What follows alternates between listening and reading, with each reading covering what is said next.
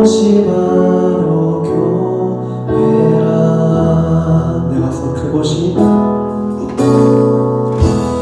내가서 그곳이 어디라도 여전히 주님 나와 함께 계시니 하나님 이름 부르며 살리 내 안에 주 계시니 우리가 바로 교회라.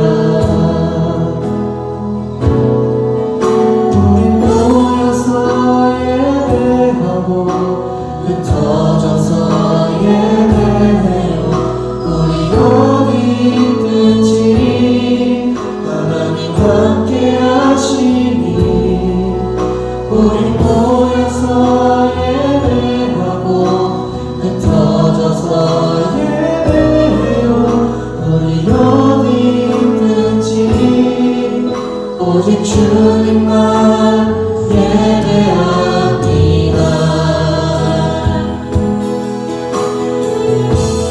하나님 어디에나? 하나님 어디에나 계시죠.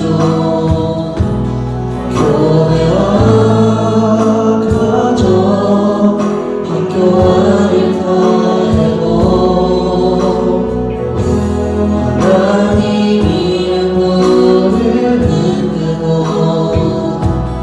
그곳에 주 계시니 그곳이 바로 교회라. 모여서 예배하고 모여서 예배하고 흩어져서 예배해요.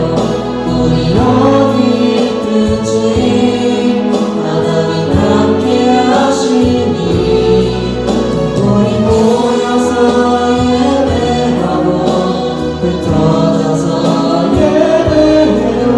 우리 어디 있든지 오직 주님만 예배합니다. 우리 모여서 예배하고 우리 모여서 예배하고 흩어져서 예배해요. 우리 어디 있든지 하나님 함께 하시니 우리 모여서 예배하고 흩어져서 예배해요. 우리 어디 있든지 오직 주님만 예배하고 목소리로 고백하겠습니다. 우리 모여서 예배하고 흩어져서 예배해요. 우리 어디 있든지 하나님 함께 하시니 우리 모여서 예배하고 흩어져서 예배해요. 우리 어디 있든지 오직 주님만 예배합니다. 우리 모여서 예배하고 흩어져서 예배해요. 우리 어디 있든지 하나님 함께 하시니 우리 모여서 예배하고 흩어져서 예배해요. 우리 어디 있든지 오직 주님만 예배합니다. 우리 어디 있든지 우리 어디 있든지 오직 주님만 예배합니다.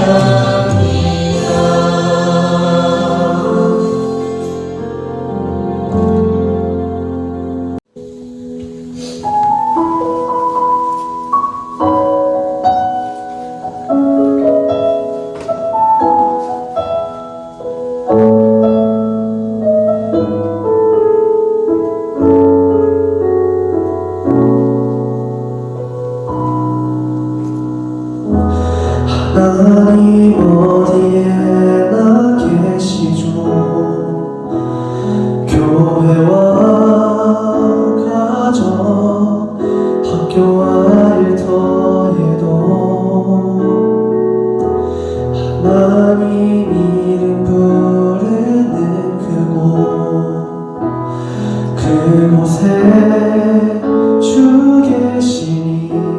그곳이 바로 교회라. 내가 선 그곳이 어디라도 여전히 주님 나와 함께 계시니 하나님 이름 부르며 살리 내 안에 주 계시니 우리가 바로 교회라. 우리 모여서 예배하고 흩어져서 예배해요. 우리 어디 있든지 하나님 함께 하시니 우리 모여서 예배하고 흩어져서 예배해요. 우리 어디 있든지 오직 주님만 예배합니다. 하나님 어디에요? 하나님 어디에나 계시죠. 교회와 가정 학교와 일터에도 하나님 이름 부르는 그곳 그곳에 주 계시니 그곳이 바로 교회라. 모여서 예배하고 모여서 예배하고 흩어져서 예배해요. 우리 어디 있든지 하나님 함께 하시니 우리 모여서 예배하고 흩어져서 예배해요. 우리 어디 있든지 오직 주님만 예배합니다. 우리 모여서 예배하고 우리 모여서 예배하고 흩어져서 예배해요. 우리 어디 있든지 하나님 함께 하시니 우리 모여서 예배하고 흩어져서 예배해요. 우리 어디 있든지 오직 주님만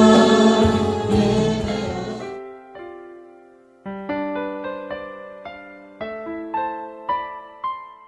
언손을 녹이는 건 언손이더라, 이런 말을 합니다. 얼어버린 손을 녹이는 것은 누군가의 따뜻한 손인 줄 알았는데 내 차가운 손 위에 얹혀진 따뜻한 손이 처음에는 고맙다가 나중에는 이 사람은 왜 따뜻한가 싶으면 마음이 속상하답니다. 내 언손이 너무 차가운데 위로해준다고 턱 얹은 손이 더 차가운 언손이 올라왔을 때는 자기 코도 못 닦으면서 무슨 내 손을 녹이겠다고 있냐 싶은데 그 언손이 도무지 나를 놓지 않고 계속 붙잡아 주니 언손과 언손 사이에 온기가 생기면서 내 언손이 녹아져 내리더랍니다. 이 언손이 자기 코도 못 닦으면서 날 위로한다 생각하니 고마워. 언손만 녹는 게 아니라 얼어버린 마음도 녹더랍니다. 우리 주님은 아무 고생도 안 하고 아무 억울한 일도 안 당하고 가시관에 찔려 소경이 되는 눈도 한번 안 멀어보고 사람들 앞에 발가벗겨져 본 적도 없으면서 고생 한번 안 한 그 양반이 기뻐해. 그것 가지고 뭐 그래 그러면 이 얼어버린 마음, 이 언손은 도무지 안 녹을 텐데 내 손을 잡아주는 그 손은 십자가에 못 박힌 손이고 고생을 한들 주님보다 더 고생한 적이 없는데 그 언손 예수님이 내 언손을 잡아주면서 히브리서에서 그는 우리와 똑같이 모든 일에 고난을 당하시니더라. 그러니 그 예수님이 오늘 여러분의 고통이 무엇이든지 간에 이해를 못 하시겠습니까? 그 말이 무슨 말인지 주님이 모르실 리가 있겠습니까? 반가운 소식은 우리 주님은 잡아주는 것으로 끝나는 것이 아니라 여러분의 손을 붙잡고 하시는 말씀이, 됐다, 이제 나와 함께 부활의 아침으로 가자. 네가 있어야 할 곳은 슬픔의 무덤이 아니다. 나와 함께 부활의 영광의 아침으로 나아가자. 오늘 십자가가 종착역인 줄 알고 머물러 있는 분들이 있다면, 부활하여 나와 함께 계시며 나를 찾아오신 그 주님의 손을 잡고 한 분도 빠짐없이 부활의 영광으로 나아갈 수 있기를 우리 주 예수 그리스도 이름으로 축원합니다.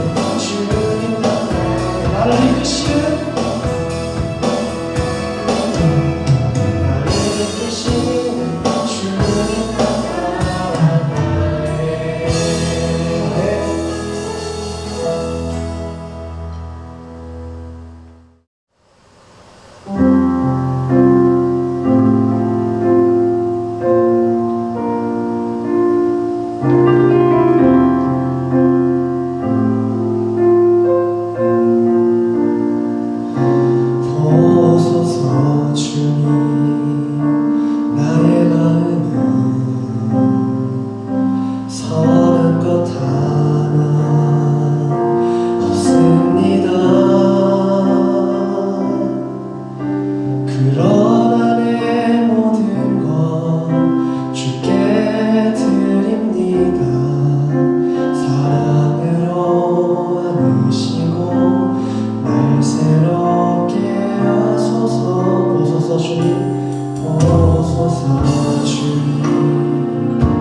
나의 마음을 선한 것 하나 없습니다.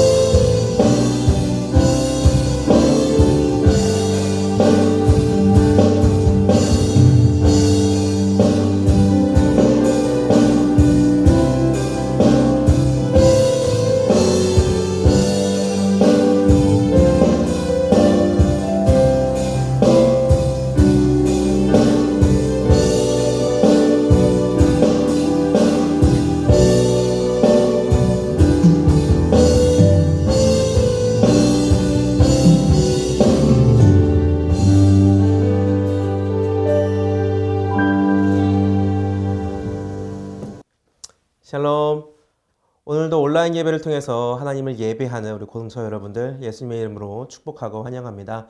오늘 예배를 통해서 하나님께서 우리에게 무엇을 가르쳐 주시기 원하는지 그것을 잘 배우고 또 그걸 잘 실천하여서 하나님께 영광을 돌리는 그런 고등처가 됐으면 좋겠습니다. 자, 그럼 우리 사도신경으로 우리의 신앙 고백을 하나님께 올려드리겠습니다. 고백합니다. 전능하사 천지를 만드신 하나님 아버지를 내가 믿사오며 그 외아들 우리 주 예수 그리스도를 믿사오니 이는 성령으로 잉태하사 동정녀 마리아에게 나시고 본디오 빌라도에게 고난을 받으사 십자가에 못 박혀 죽으시고 장사한 지 사흘 만에 죽은 자 가운데서 다시 살아나시며 하늘에 오르사 전능하신 하나님 우편에 앉아 계시다가 저리로서 산자와 죽은 자를 심판하러 오시리라. 성령을 믿사오며 거룩한 공예와 성도가 서로 교통하는 것과 죄를 사하여 주시는 것과 몸이 다시 사는 것과 영원히 사는 것을 믿사옵나이다. 아멘. 자, 여러분 광고에 말씀드리도록 하겠습니다. 자, 우리 고등처가 상반기 프렌즈데이를 진행합니다. 프렌즈데이의 제목은 학교로 찾아가는 트렁크 마켓이에요. 뭐냐? 제가 제 차에다가 과자를 잔뜩 싣고 여러분을 만나러 갈 겁니다. 여러분 학교에 점심시간 또는 학원에 쉬는 시간에 제가 여러분을 만나러 갈 텐데요. 그러면 여러분들 저를 만날 때에 혼자 오셔도 좋고 여러분의 친구와 같이 나와도 좋습니다. 그러면 제 차 트렁크에 가득 실린, 정말로 가득 실린 그 과자를 여러분과 함께 나누고 여러분께 인사하고 여러분의 기도 제목을 듣고 기도해주고 그렇게 돌아오는 시간을 갖도록 하겠습니다. 친구들한테 부담 없이 와서 간식을 받아갈 수 있도록 해주시고 또 그렇게 해서 그 친구들이 교회에 전도될 수 있도록 또 예수님을 만날 수 있도록 또 기도 제목을 갖고 있는 것을 자기의 소원을 기도받을 수 있도록 그렇게 여러분이 소개를 해주시고 또 이렇게 만나주셨으면 좋겠습니다. 우리 자세한 사항들은요 반 선생님을 통하여서 전달을 받게 해주시고 반 선생님을 통해서 이 프렌즈데이 트렁크 마켓을 신청해 주시면 좋겠습니다. 여러분 꼭 우리 학교에서 학원에서 친구들과 함께 만나요. 자, 다음은 이제 우리 하나님의 말씀을 읽을 차례입니다. 열왕기상 8장 10절부터 14절, 54절에서 61절 말씀을 함께 보도록 하겠습니다. 제사장이 성소에서 나올 때에 구름이 여호와의 성전에 가득하매 제사장이 그 구름으로 말미암아 능히 서서 섬기지 못하였으니 이는 여호와의 영광이 여호와의 성전에 가득함이었더라. 그때 솔로몬이 이르되 여호와께서 캄캄한 데 계시겠다 말씀하셨사오나 내가 참으로 주를 위하여 계실 성전을 건축하였사오니 주께서 영원히 계실 처소로소이다 하고 얼굴을 돌이켜 이스라엘의 온 회중을 위하여 축복하니 그때에 이스라엘의 온 회중이 서 있더라. 솔로몬이 무릎을 꿇고 손을 펴서 하늘을 향하여 이 기도와 간구로 여호와께 아뢰기를 마치고 여호와의 제단 앞에서 일어나 서서 큰 소리로 이스라엘의 온 회중을 위하여 축복하며 이르되 여호와를 찬송할지로다. 그가 말씀하신 대로 그의 백성 이스라엘에게 태평을 주셨으니 그 종 모세를 통하여 무릇 말씀하신 그 모든 좋은 약속이 하나도 이루어지지 아니함이 없도다.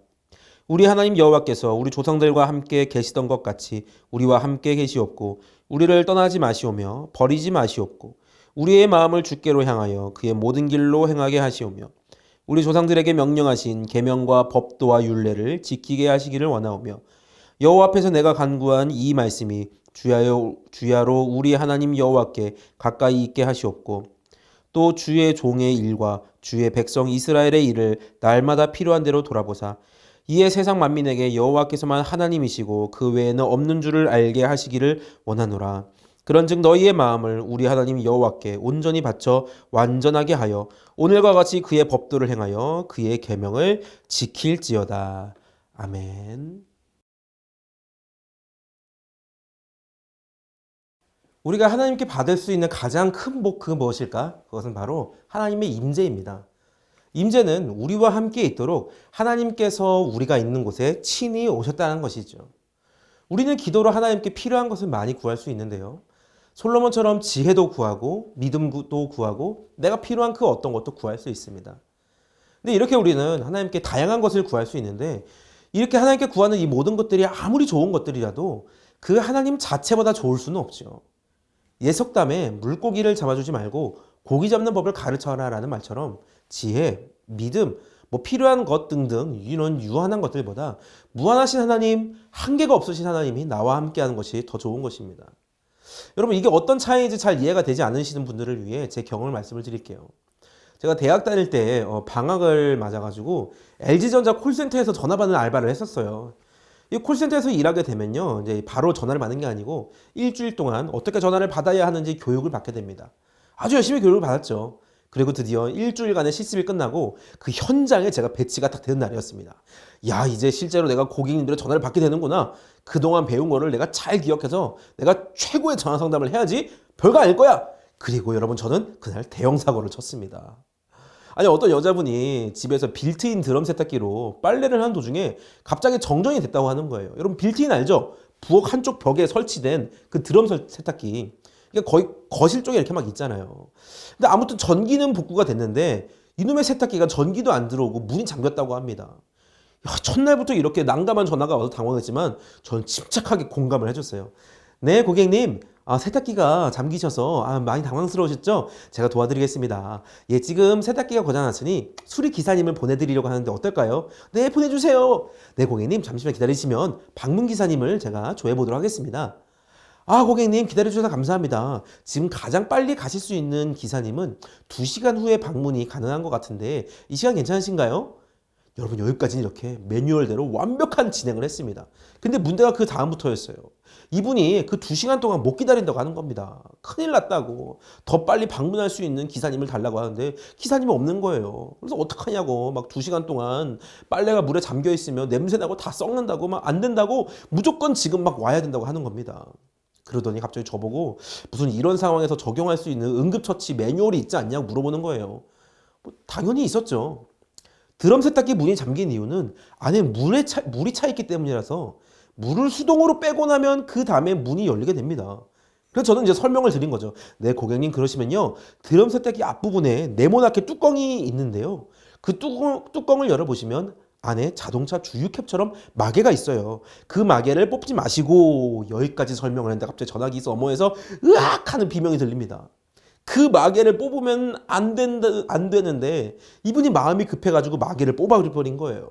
근데 여러분, 아까 제가 이 드럼 세탁기가 빌트인이라고 했잖아요. 거실에 있는 거. 세탁기 안에 있는 물이 거실로 다 쏟아져 나온 겁니다.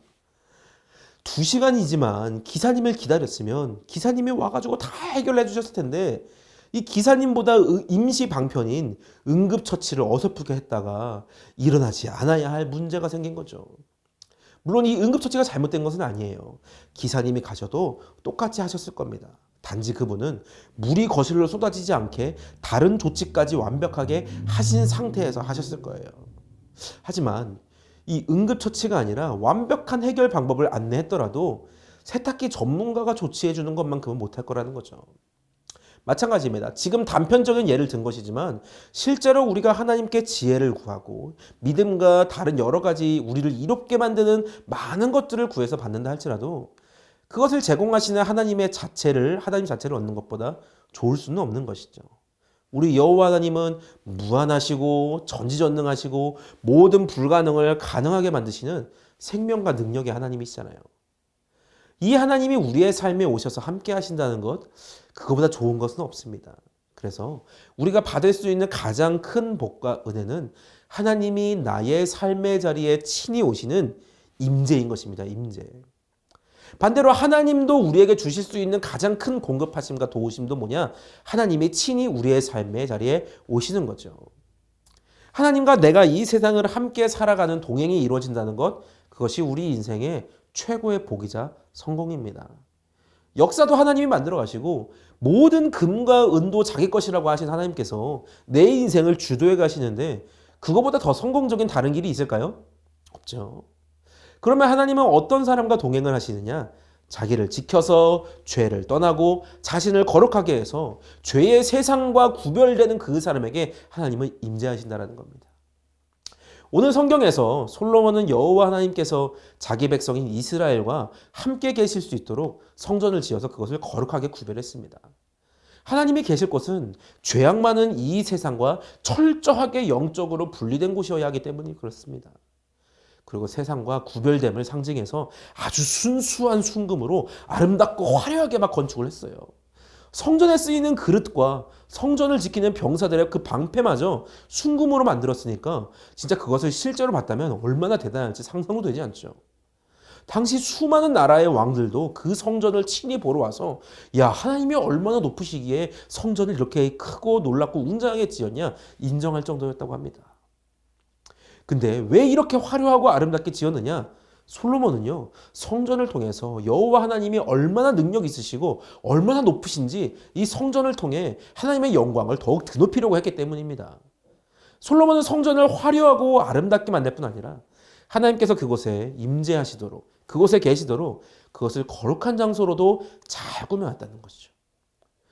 솔로몬이 성전을 얼마나 철저하게 구별해서 하나님께 드렸든지 하나님께서는 하나님의 영광과 위엄이 그 성전 안에 가득 찰 수 있도록 임재하셨는데 그것이 얼마나 생생했든지 10절에 나온 것처럼 제사장들이 하던 일을 모두 멈춰야 했을 정도라고 합니다. 야, 여러분, 하나님의 영광이 성전 가득 찼다는 거 그거 어떤 느낌일까요? 다 표현하지 못하겠지만 이 성경에 기록된 비슷한 상황들에 비춰서 생각을 해보면 감히 우리가 고개를 막 들고 있을 수 없을 정도의 무겁고 엄중한 큰 힘에 우리가 압도되는 느낌이라고 합니다. 또 호랑이를 만나 굳어버린 동물처럼 두려워서 꼼짝 달싹도 못하는 그런 느낌이라고 얘기를 하죠. 그만큼 하나님은 죄와 무관하신 분이시고 성전은 그 하나님을 모시기 위해 거룩하게 구별된 곳이고 그곳에서 하나님은 인간을 만나러 오시는 것이죠. 거기서 하나님은 자기 백성을 만나주시는 것이고 자기 백성의 기도를 들어주시는 것이고 그곳에서 자기 이름을 높이며 자기 영광을 나타낼 곳으로 삼으신다는 겁니다. 여러분, 하나님의 임재는 이렇게 대단한 거예요. 근데 여러분, 아무리 솔로몬이 이 성전을 아름답고 또 하나님의 영광과 명성에 걸맞게 잘 만들어 놨다고 할지라도 그래도 원래 하나님이 계신 천국만큼 좋은 곳은 아니겠죠.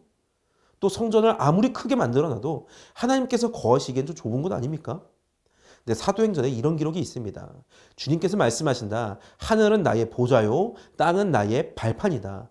너희가 나를 위해서 어떤 집을 지어주겠으며 내가 쉴 만한 곳이 어디냐.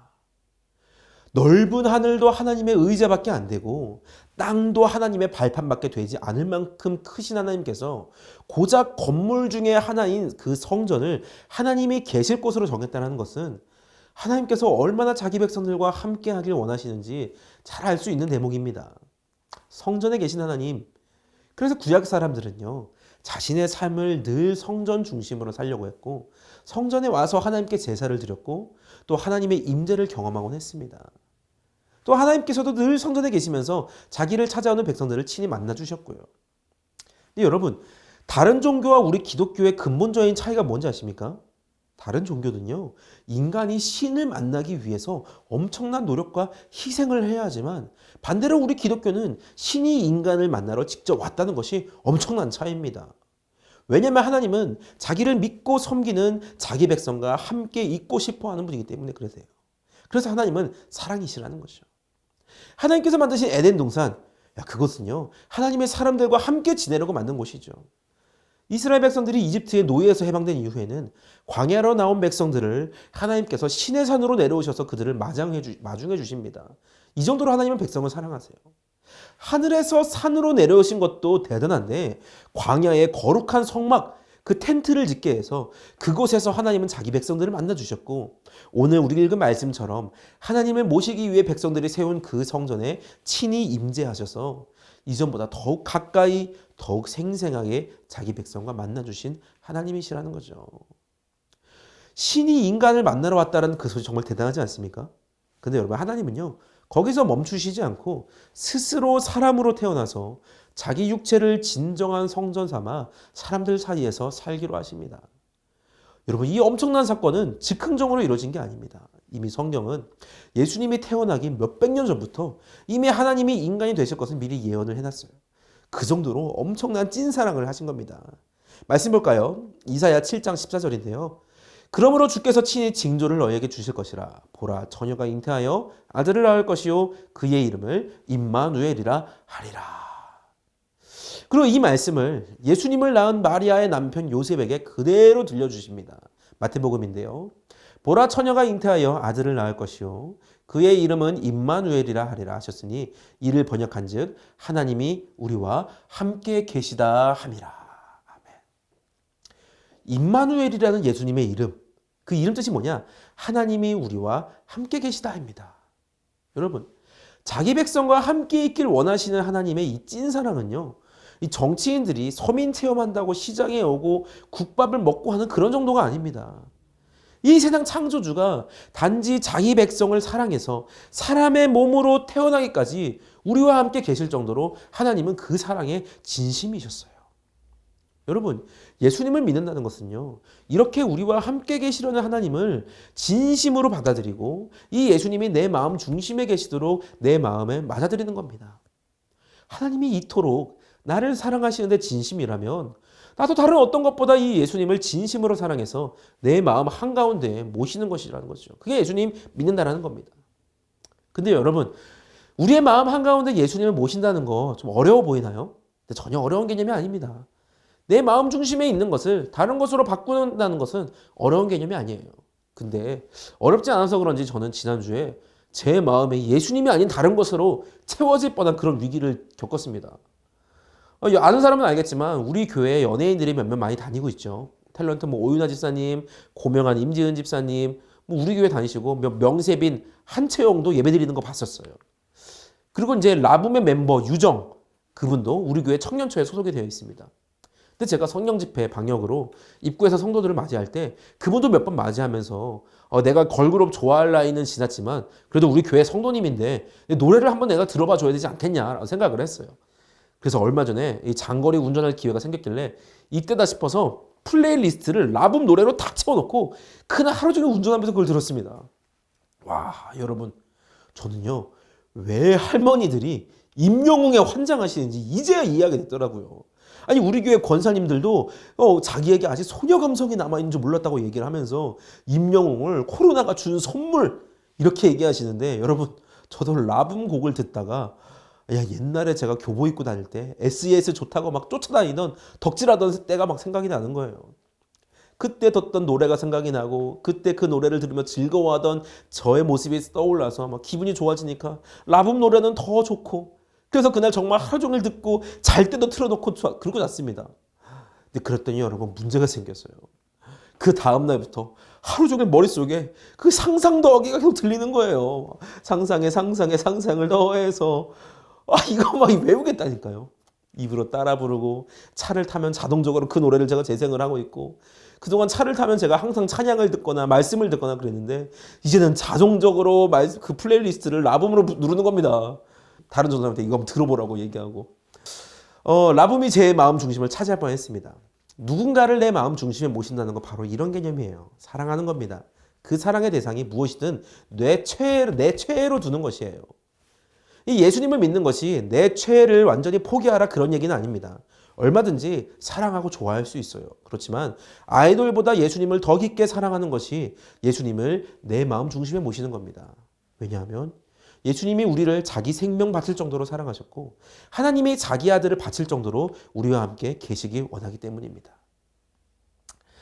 성전 속에서 백성과 함께 하시고 사람의 몸으로 태어난 진정한 성전이셨던 예수님은 이 땅에 사는 날 동안 끝까지 자기 백성들을 사랑하셨다고 합니다.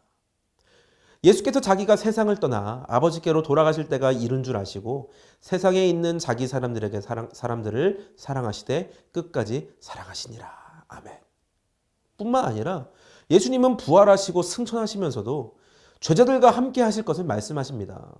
볼지어다 내가 세상 끝날까지 너희와 항상 함께 있으리라 하시니라.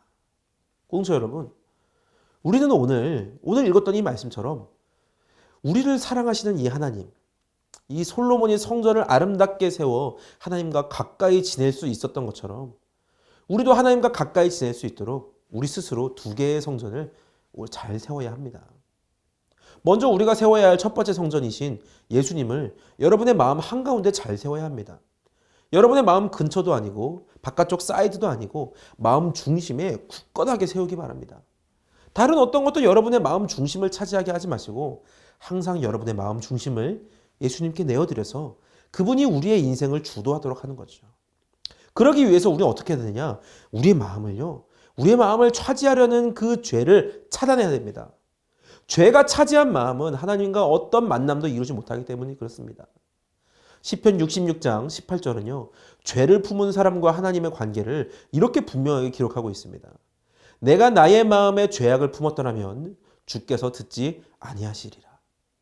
잠언 28장 9절에는요. 주님이 듣지 못하시는 그 이유를 설명합니다. 사람의 귀를 돌려 율법을 듣지 아니하면 그의 기도도 가증하니라. 여러분, 죄는요. 그리스도의 마음을 바꿔서 하나님 말씀을 듣지 못하도록 하고 하나님은 거부하면서 하나님이 주는 유익만 바라게 되니까 그 기도는 하나님을 이용하려고 하는 그 가증한 기도가 되는 겁니다. 하나님이 들을 수 없는 기도를 하게 하고 결국에는 하나님과 사이를 완전히 갈라져 버리게 하는 것이죠. 이사야 59장 1절과 2절도 말합니다. 여호와의 손이 짧아 구원하지 못하심도 아니요 귀가 둔하여 듣지 못하심도 아니라 오직 너희 죄악이 너희와 너희 하나님 사이를 갈라 놓았고 너희 죄가 그의 얼굴을 가려서 너희에게서 듣지 않으시게 함이니라. 그러니 여러분, 저는 저와 여러분의 그 마음 중심 한가운데에 예수님을 향한 사랑과 충성만 굳건하게 서 있기를 원합니다. 어떤 죄악이나 어떤 더러움이나 어떤 이기심으로도 그 자리를 넘보지 못하도록 굳건하게 지켜서 오직 내 안에 세워진 예수님이라는 진정한 성전이 깨끗하게 유지할 수 있도록 지켜야 합니다. 그리고 두 번째, 우리가 세워야 할 두 번째 성전, 그것은 바로 우리 몸입니다. 하나님께서는 고린도전서 3장 16절을 통해서 우리 자신이 성령님이 임재하시는 거룩한 하나님의 성전임을 알려주시면서 이렇게 말씀하십니다. 너희는 너희가 하나님의 성전인 것과 하나님의 성령이 너희 안에 계시는 것을 알지 못하느냐. 하나님은요, 우리 마음뿐 아니라 우리의 몸도 깨끗하고 정결한 성전으로 지켜야 한다고 말씀하시는데 바로 이어서 이런 무서운 경고를 하십니다. 누구든지 하나님의 성전을 더럽히면 하나님이 그 사람을 멸하시리라. 하나님의 성전은 거룩하니 너희도 그러하니라. 우리의 마음에 진정한 성전이 세워졌다면 또 우리의 몸에 성령님이 계시는 성전이 세워졌다면 우리는 그 성전을 철저하게 깨끗하게 관리를 해야 한다는 것이죠. 내 마음에도 죄가 들어오지 못하게 막는다면 우리의 몸도 죄의 영향을 받지 못하도록 우리가 지켜야 하는 것입니다. 수많은 죄가 우리의 몸을 병들게 하고 망치겠지만 가장 흔하게 우리 몸을 망치는 여러분 그 세 가지가 무엇인지 소개를 하려고 합니다. 여러분 잘 들어주세요. 첫 번째 무엇이냐? 술입니다. 술을 금지하는 성경 구절이 많지만 그걸 하나하나 읽으면서 여러분을 설득하지 않을 겁니다. 그러나 여러분에게 분명하게 질문하고 싶은 것은 술을 마셔도 그리스도인으로서 거룩하게 살 수 있는가입니다. 다시 말해서 술을 마셔도 죄악과 부정으로부터 철저하게 분리가 될 수 있는가? 술 마시는 사람이 오직 하나님의 소유가 될 수 있는가? 술잔을 들고 하나님과 동행하는 사람이 될 수 있는가? 술을 마시면서 마귀가 다스리는 이 세상과 철저하게 구별되고 거기서 변화되어서 정결해질 수 있는가를 따져야 하는 것이죠. 예수 믿는 사람들은요, 술을 신앙 고백의 차원에서 접근을 해야 됩니다. 신앙이냐 술이냐 둘 중 하나만을 선택해야 하는 차원입니다. 에베소서 5장 18절 술 취하지 말라 이는 방탕한 것이니 오직 성령으로 충만함을 받으라. 이것을 세 번역은 이렇게 좀 더 표현해 놓았습니다. 술에 취하지 마십시오. 거기에는 방탕함이 따릅니다. Instead 그 대신 성령의 충만함을 받으십시오. 방탕, 잘 쓰지 않는 말이지만 쉽게 말하자면 술에 취한 결과로 오는 난잡한 삶입니다. 추잡한 삶을 말하는 겁니다. 술에 취한 결과는 추잡하다는 거예요. 술 마시면 추잡해진다는 것입니다. 왜냐? 술에는 지배하는 그런 힘과 능력이 있기 때문입니다. 그래서 술에 취한다는 것은요, 술에 지배를 당한다는 것이죠. 그래서 술에 취하지 말라는 말은 이런 말입니다. 예수 그리스도의 보배로운 피로 구원을 받은 사람은 그 인생의 주도권을 그리스도 그분 외에는 어떤 것에게도 빼앗겨서는 안 된다는 신앙 고백으로서 술 취하지 말라는 것입니다. 그런데 사람들이 이렇게 얘기합니다. 맥주는 음료수로 봐야 하지 않냐고 하는 거죠. 맥주, 여러분 술입니다. 이름부터 술 주자가 들어가는데 왜 음료이죠?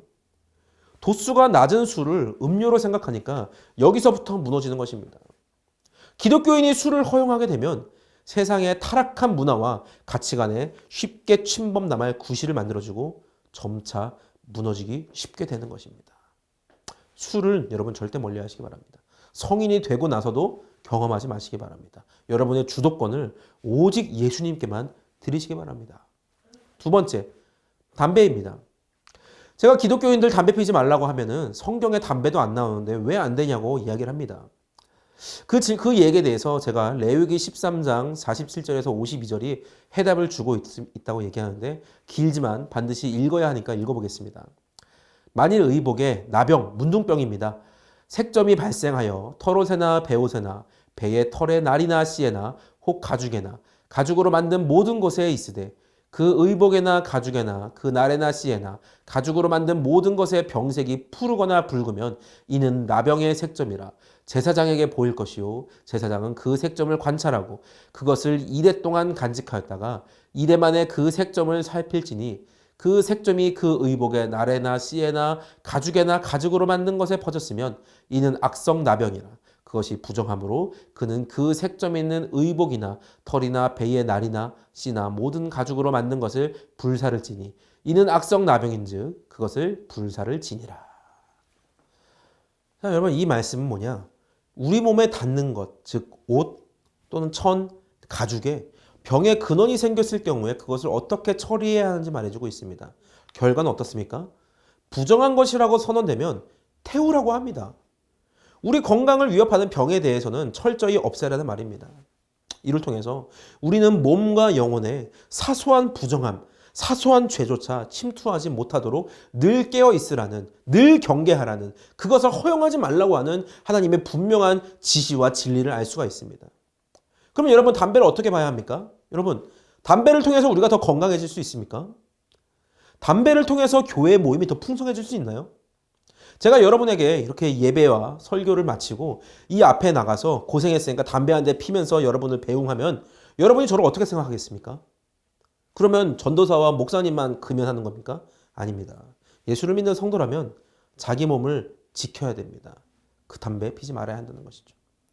고린도전서 6장 19절에 이렇게 기록하고 있습니다. 너희 몸은 너희가 하나님께로부터 받은 바 너희 가운데 계신 성령의 전인 줄을 알지 못하느냐. 너희는 너희 자신의 것이 아니라. 여러분 이 말씀을 가볍게 보지 않기를 바랍니다. 그런데 이 고린도전서 6장 19절 바로 앞절인 18절에 하나님은 이 말씀을 하셨는데요. 음행을 피하라. 사람이 범하는 죄마다 몸 밖에 있거니와 음행하는 자는 자기 몸의 죄를 범하느니라. 세 번째 우리 몸을 망치는 것 음행입니다. 음란한 힘입니다.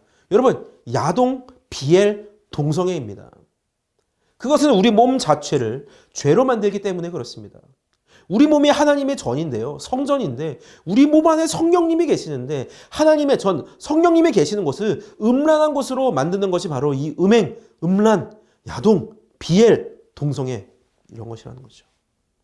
사람은 누구나 성욕이 있습니다. 그걸 막기는 참 어렵습니다. 그러나 그것에 마음을 뺏기고 그것을 즐기는 것은 다른 문제죠. 싸워야 합니다. 이겨야 하는 겁니다. 모든 악한 것과 싸워야 하는 것이죠. 내 마음을 음란하게 열어주면 안 되는 것입니다. 넘어지면 또 일어나서 싸우는 것이고 음란과 싸워 이기기를 포기하지 않으면 우리는 이기는 것입니다. 우리 몸에서 음란을 몰아낼 수가 있는 것입니다. 그리고 그것을 즐거워하던 취미를 끊어내고 의도적으로 멀리하시기 바랍니다. 생각하지 말기 바랍니다. 하나님께서는 자기 성전을 지키는 저와 여러분을 도우시고 정결함으로 인도할 것입니다. 그것을 믿고 여러분 음란과 끝까지 싸우시기 바랍니다. 그것을 즐거워하려는 우리들의 유혹을 그것을 끊어내시기 바랍니다. 그래서 우리의 마음과 몸에 세워진 그 두 성전을 여러분 든든하게 지키시기를 바랍니다. 그것이 우리 몸 안에 세워진 그 성전을 잘 지키는 것이 하나님께서 우리 안에서 자유롭게 역사하시며 하나님의 유익이 아니라 하나님 자체와 동행하는 하나님과 함께 이 세상을 동행하며 살아가는 방법입니다. 마지막으로 베드로전서 2장 4절에서 5절을 읽고 마치도록 하겠습니다. 함께 읽습니다. 사람에게는 버림받아 되었으나 하나님께는 택하심을 입은 보배로운 산 돌이신 예수께 나아가 너희도 산 돌같이 신령한 집으로 세워지고 예수 그리스도로 말미암아 하나님이 기쁘게 받으실 신령한 제사를 드릴 거룩한 제사장이 될지니라. 아멘. 공동체 여러분, 우리 공동체 모든 사람이 자기 몸을 성전으로 세우고 거룩하게 지키는 그런 하나님을 영광스럽게 드높이는 거룩한 제사장이 되어야 한다는 것입니다. 하나님이 그것을 원하시니 여러분 제사장이 되어서 하나님을 영광스럽게 해드리는 그런 여러분 됐으면 좋겠습니다. 여러분의 마음, 여러분의 몸 건강하게 지켜 성령님께서 하나님께서 우리 몸 안에 자유롭게 역사하실 수 있기를 소망합니다. 예수님의 이름으로 간절히 소망합니다. 기도하도록 하겠습니다. 사랑과 은혜가 풍성하신 하나님 아버지, 우리와 함께 하시니 감사합니다. 주여 우리와 늘 동행하여 주시옵시고 우리가 하나님이 아닌 다른 어떤 것도 구하지 않게 하여 주시옵소서. 우리 마음 중심에 계신 예수 그리스도 이 참 성전을 우리가 든든히 세우게 하시고 또 우리 몸을 성령이 거하시는 전으로 깨끗하고 정결하게 지킬 수 있도록 도우시고 함께하여 주시옵소서. 그것으로 우리가 우리 성전을 잘 가꾸는 제사장의 역할 잘 감당하게 하시고 하나님의 이름을 영광스럽게 높여드리는 그런 주의 자녀가 될 수 있도록 도우시고 함께하여 주시옵소서. 감사드리며 예수님의 이름으로 간절히 기도하옵나이다. 아멘. 자, 여러분, 오늘 말씀을 통하여서 우리 배운 바 우리의 마음 중심에 예수님을 모시고 또 우리의 몸을 주님의 성전으로 거룩하고 깨끗하게 지키는 여러분, 그런 여러분이 됐으면 좋겠습니다. 우리의 몸을 클린 그리고 클리어하게 그리고 그렇게 지키는 것이 우리를 성공시키는 클리버한 현명한 방법이라는 것 여러분 꼭 기억하시기 바랍니다. 자, 그럼 우리 주기도문으로 예배를 마치도록 하겠습니다. 너희는 이렇게 기도하라. 하늘에 계신 우리 아버지여, 이름이 거룩히 여김을 받으시오며 나라가 임하옵시며 뜻이 하늘에서 이루어진 것 같이 땅에서도 이루어지이다. 오늘날 우리에게 일용할 양식을 주옵시고 우리가 우리에게 죄 지은 자를 사하여 준 것 같이 우리 죄를 사하여 주옵시고 우리를 시험에 들게 하지 마옵시고 다만 악에서 구하시옵소서. 대개 나라와 권세와 영광이 아버지께 영원히 있사옵나이다. 아멘. 올라서요.